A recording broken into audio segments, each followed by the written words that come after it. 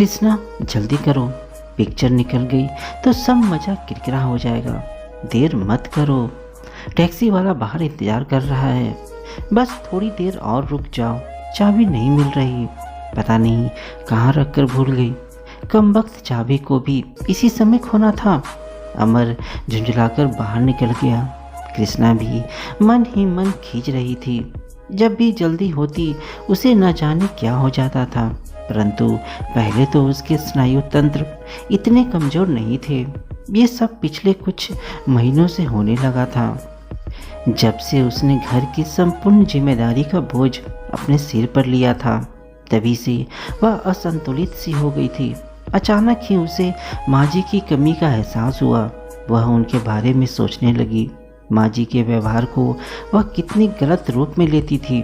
कदाचित उसने उनके स्नेहमयी स्वरूप को अंकुश का प्रतिबिंब समझा था। कृष्णा का सिनेमा देखने का उत्साह एकदम ठंडा पड़ गया। वह अपने आप में उलझ गई। उसके कानों में सिलाई मशीन की धड़-धड़ की आवाज़ गूंजने लगी। माँ जी घंटों तक मशीन पर काम करती रहती थी। कृष्णा को सोचने पर मजबूर होना पड़ा।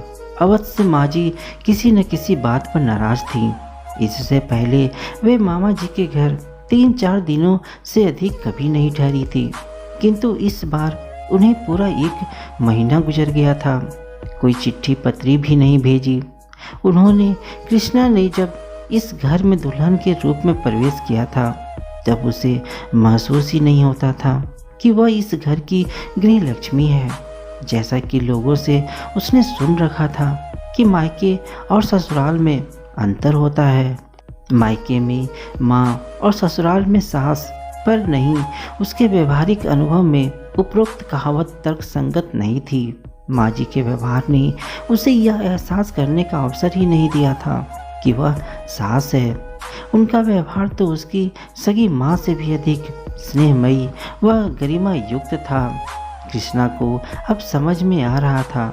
माँ जी के विनोदी स्वभाव को उसने सदैव ही विपरीत अर्थों में जोड़ा था। उनका मजाक वह कटाक्ष समझती थी। घर के प्रत्येक कार्य में उनका ही सिक्का ठुका रहता था। यही तो खटकता था उसे।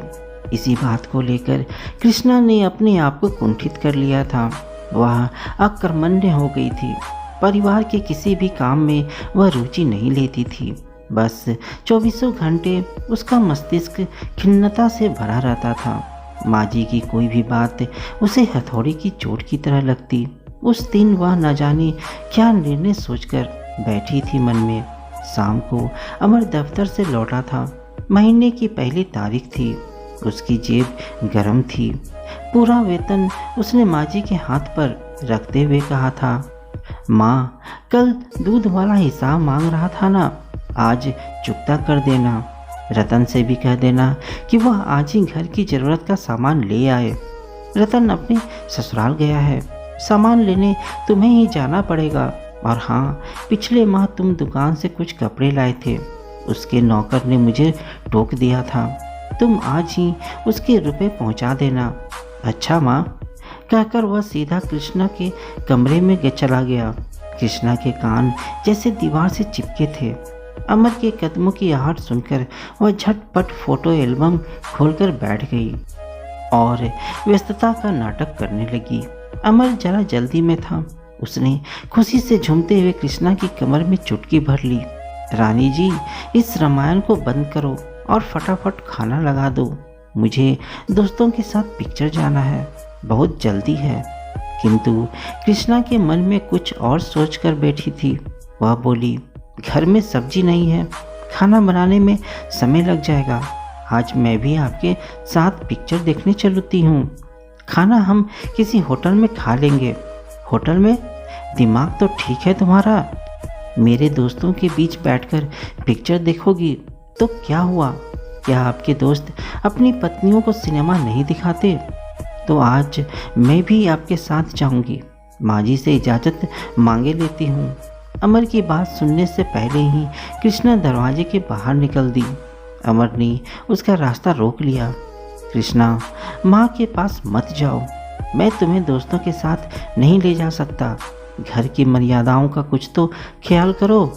कृष्णा की आंखों में तलवार की धार सी चमक उभर आई। वह तेज स्वर में बोली, आप मुझे जानवरों की तरह कैद करना चाहते हैं? क्या मैं इंसान नहीं हूँ? क्या मेरी भावनाएं नहीं है कि मैं भी मनोरंजन करूँ, घूमने जाऊँ, खुली हवा में सांस ले सकूँ? तुम्हें मना किसने किया है? दिन भर खाली रहती हो, कहीं भी उठ बैठ सकती हो, शकुंतला के साथ पिक्चर जा सकती हो। बिना पैसों के ना तो पिक्चर देखी जा सकती है और ना ही बाजार घूमा जा सकता है। आपको मेरी ज़रूरतों की चिंता ही है कहाँ? आपको तो केवल अपने आप से मतलब है। तुम्हारा मतलब क्या है? अमर का चेहरा तमा गया। मेरा कोई मतलब नहीं है, सिर्फ आपको बताना चाहती हूँ कि इच्छाएं सभी की समान होती हैं। आप अपने वेतन के मालिक हैं। जब भी जिस तरह चाहा उसी प्रकार खर्च किया। मेरी महत्वाकांक्षाएं तो अभावों के बीच घुट कर रह जाती हैं। कृष्णा का गला भर आया। अमर के माथे पर बल पड़ गए। कृष्णा का चेहरा उसने हथेलियों के बीच ले लिया और बोला, कृष्णा, शादी के बाद आज पहली बार मैंने तुम्हारे मुंह से इस तरह की बातें सुनी है। क्या बात है? क्या तुम्हें मेरे प्यार में कोई कमी नजर आई? तुम सुखी नहीं हो इस घर में? कृष्णा ने जवाब नहीं दिया। सिसकती हुई वह अपने कमरे में बंद हो गई। अमर बिल्कुल अवाक रह गया। उसे यकीन हो गया कि जरूर कृष्णा के मन में किसी ने जहर भरा है। अमर को खूब ध्यान था। उसने कभी भी कृष्णा की भावनाओं को ठेस पहुंचाने की कोशिश नहीं की थी। उसकी इच्छाओं का भी दमन नहीं किया था। फिर उसके दिमाग में यह बात कैसे घर कर गई कि वह उपेक्षित है। उस दिन अमर पिक्चर तो देखने जरूर गया था, पर उसका मन नहीं लगा था। रह रह कर उसके मस्तिष्क में कृष्णा के शब्दों विस्फोट की भांति गूंज रहे थे। सिनेमा से लौटते समय एकाएक ही उसे विचार आया कि कृष्णा इसलिए तो परेशान नहीं है कि वह पूरा वेतन माँ को दे देता है। अपने वार्तालाप में कृष्णा ने उसके वेतन पर भी टिप्पणी की थी। दूसरे दिन अमर ने यह आभास भी नहीं होने दिया कि कल उनके बीच किसी भी प्रकार का विवाद भी हुआ था। उसने खुद ही बात को सामान्य करने के लिए कहा, कृष्णा, कल की पिक्चर बहुत अच्छी थी। आज तुम माँ के साथ देख आना। मेरा देखने का मूड नहीं है। कृष्णा ने रूखा सा उत्तर दिया। कल तुम खुद ही चाह रही थी, आज मैं कह रहा हूँ तो इनकार कर रही हो। समझ में नहीं आता कि तुम चाहती क्या हो। अमर झल्ला गया। आप व्यर्थ ही परेशान हो रहे हैं। मेरा सचमुच मूड नहीं है। पिक्चर में पैसे बेकार चले जाएंगे। इन रुपयों से घर का कुछ सामान आ जाएगा। कृष्णा ने जिस ढंग से कटाक्ष किया था उस पर अमर तिलमिला गया था, पर उसने कहा, कुछ नहीं, शांत ही रहा। बात आगे बढ़ाकर वह घर में वातावरण को अशांत करना नहीं चाहता था। अमर दफ्तर चला जाता तो घर की व्यवस्था माजी को ही संभालनी पड़ती थी। कभी घर में तेल नहीं तो कभी लकड़ी नहीं। माजी तत्काल बाजार जाती और आवश्यकताओं की पूर्ति करती। यही कारण था कि अमर पूरी तनख्वाह माजी को थमा देता था। माजी भी पूरा पैसा ताले में बंद नहीं रखती थी। उनके घर में एक ही अलमारी थी। पूरा वेतन उनकी खुली अलमारी में रख रहता था। माजी ने कृष्णा से भी कह रखा था कि उसे पैसों की आवश्यकता पड़े तो अलमारी में से लेने के लिए उससे पूछने की आवश्यकता नहीं है। पर कृष्णा के मन में अलग ही धारणा थी। उसका सोचना था कि पैसों की जिम्मेदारी तो माजी को सौंपी गई है। अलमारी में हाथ डालकर वह अपने स्वाभिमान को कलंकित करना नहीं चाहती थी। कृष्णा के इस अव्यवहारिक स्वाभिमान की तरफ अमर का ख्याल ही नहीं गया था। वह तो उसके इस मौन को उसके व्यवहार का हिस्सा समझता था। किंतु शुरू में ऐसा भी नहीं था। जब कृष्णा नई ब्याह कर इस घर में आई थी तब वह अक्सर प्रसन्न रहती थी। कृष्णा को कहानियाँ कहने का शौक था। अमर देर रात तक बिस्तर पर उसकी प्रतीक्षा करता रहता था और वह माजी को कहानियाँ सुनाती रहती थी। मगर धीरे धीरे यह प्रसन्नता गायब होती चली गई। उसका स्थान कठोर गंभीरता ने ले लिया। वह गंभीरता किस कुंठा से उत्पन्न हुई थी, इस बात को अमर बहुत देर से समझ सका था। अगले दिन मामा जी का पत्र आया था। वे बीमार थे और माँ जी को तत्काल बुलाया था।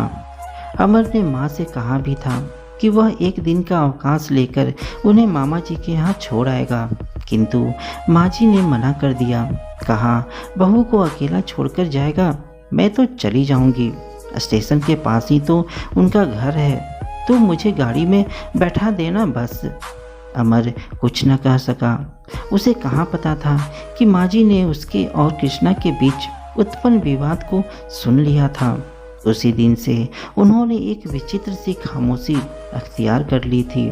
मामा जी का पत्र पाकर उनकी भाव मुद्रा बदली थी। वे उसी दिन ट्रेन से चली गई थी। तब से अब तक उनके बारे में आने की कोई सूचना नहीं मिली थी और ना ही उन्होंने पत्र डाला था। वह तो एक दिन अमर ने ही दफ्तर से मामा जी के यहाँ फ़ोन किया था। मामा जी ने स्पष्ट कह दिया था कि उनकी बीमारी लंबी है, वे बहन को इतनी जल्दी नहीं भेज सकते।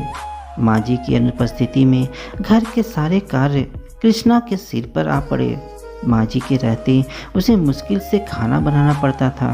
खाना खाने के बाद उसका बाकी समय बिस्तर पर गुजरता था।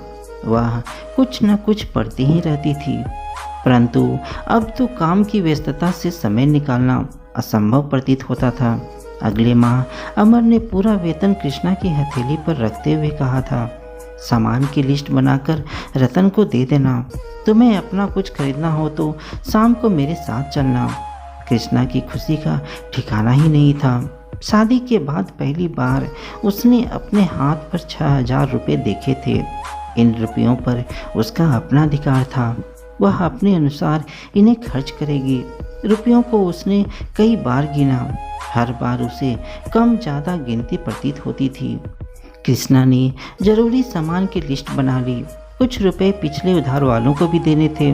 कुछ हिसाब जोड़ा तो खुशी पहले की अपेक्षा कम होती गई थी। कुल हिसाब को चुकता करने के पश्चात उसके हाथ में मुश्किल से 300 रुपये बचते थे। कृष्णा सोच में डूब गई। मात्र 300 रुपये बचेंगे, इसमें पूरे महीने की सब्जी के अलावा आकस्मिक काम भी पड़ जाते हैं। ऊपर से अमर उसे इच्छित वस्तुओं खरीदने के लिए बाजार ले जाने वाले थे। यदि आज ही इच्छित वस्तुएं खरीद ली गई तो पहाड़ सा महीना कैसे गुजरेगा। पहली बार उसके दिमाग में यह बात आई। वह तो शुरू से ही ना जाने क्या क्या सोचे बैठी थी। पति के वेतन से वह सारी अभिलाषाओं की पूर्ति करेगी। बड़े ऊंचे सपने थे उसके। यौवन की दहलीज पर कदम रखते ही उसकी महत्वाकांक्षाएं बढ़ गई थी।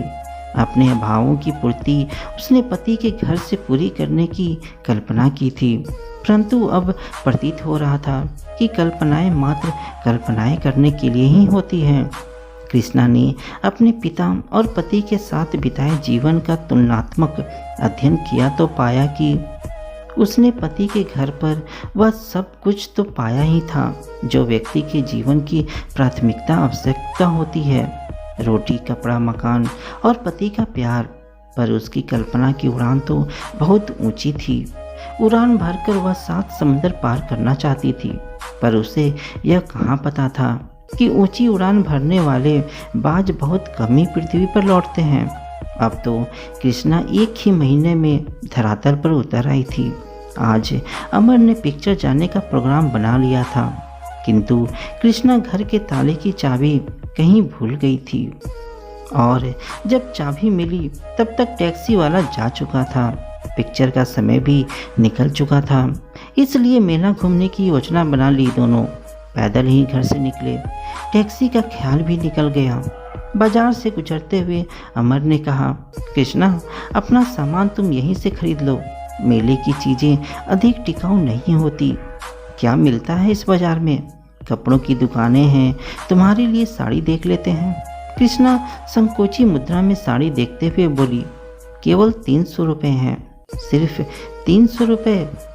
इतने रुपए तो मेले में ही खर्च हो जाएंगे। तुम्हें 700-800 रुपये तो लाने चाहिए थे। 700-800 रुपये के कपड़े खरीद लेंगे तो महीने का खर्च कैसे चलेगा? कृष्णा ने पहली बार समझदारी की बात की। खर्चा तो चलता ही रहता है, इसका अर्थ यह तो नहीं कि कपड़े ही ना खरीदे जाए। तुम मेरे साथ आओ, मैं बताता हूँ कि महीने कैसे चलता है। अमर उसे दुकान पर ले गया।